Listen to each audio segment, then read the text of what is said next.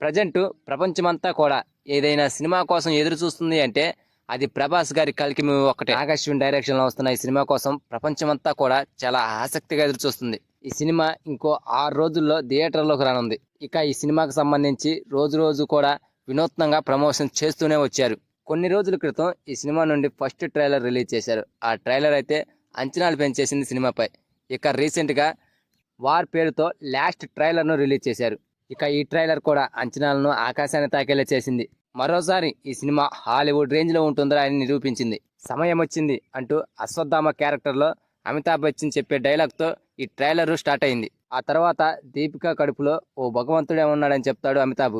ఆ బిడ్డను కాపాడటానికి శత్రువులతో యుద్ధాన్ని స్టార్ట్ చేస్తారు. ఇక భైరవాతో అశ్వత్థామ ఫైట్ చేసే మూమెంట్స్ ఈ ట్రైలర్ లో చూపించారు. ఆ సమయంలో విజువల్స్ అయితే అదిరిపోయాయి. ఇక ఆ తర్వాత మనిషి మారలేడు అంటూ కమల్ హాసన్ చెప్పే డైలాగ్ ఆకట్టుకుంటుంది. ఆ డైలాగ్ తర్వాత ట్రైలర్ అంతా కూడా ఓ ఎమోషనల్ మోడ్ లోకి వెళ్ళిపోయింది.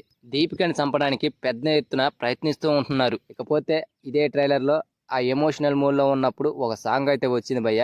సాంగ్ అయితే చాలా బాగుంది. సినిమా చూస్తున్నప్పుడు ఆ సాంగ్ వచ్చేటప్పుడు కన్నీళ్లు పెట్టకుండా ఉండలేమనుకుంటా. అలా ఉంది ఆ సాంగ్ వింటుంటే. ఎమోషనల్ గా చాలా బాగా రాసినట్టున్నారు ఆ సాంగ్ ని. ఇక ట్రైలర్ చివర్లో ప్రభాస్ గారు పెద్ద రోబోతో ఫైట్ కి రావడం, ప్రభాస్ గారి యాటిట్యూడ్ ట్రైలర్ కి హైలైట్ గా నిలిచాయి. కడుపులో ఉన్న బిడ్డ ఎవరు, అసలు ఎందుకు చంపడానికి ప్రయత్నిస్తున్నారు, చివరకు ఏం జరిగింది అనేది ఈ ట్రైలర్ లో వచ్చిన క్వశ్చన్స్.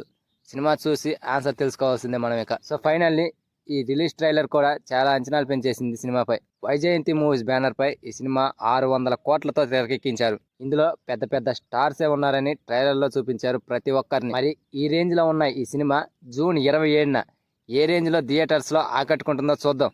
సో ఫ్రెండ్స్, ఈ సినిమా కోసం మీలో ఎంతమంది ఎదురు చూస్తున్నారో ప్లీజ్ కామెంట్.